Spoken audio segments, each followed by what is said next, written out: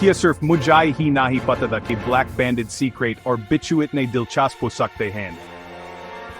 सबसे पहले black बैंडेड secret.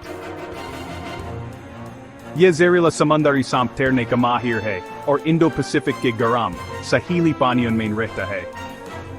अपनी खसकाली और सफेद दाढ़ियों की वजह से मशहूर, इसका जहर कोबरा से भी ज्यादा ताकतवर होता है।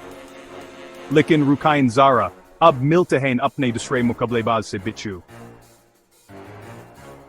ये सहरान जंगलों और घास के मैदानों में पाया जाता है। ये रेंगने वाले कीड़ी रात के शिकारी होते हैं।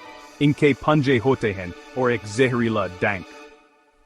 इनका बाहर वाला सख्त खून इन्हें ज़रा बख्तर की तरह हिफाजत देता है और ये सख्त तरीन हालात में भी जिंदा रह सकते हैं। तो अगर इनका आमना सामना हो तो कौन जीतेगा?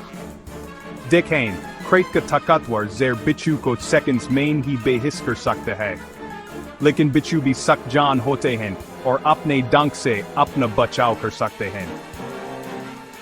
ये कहना बड़ा मुश्किल है। आपका क्या ख्याल है? अपनी राय कमेंट्स में जरूर बताएं।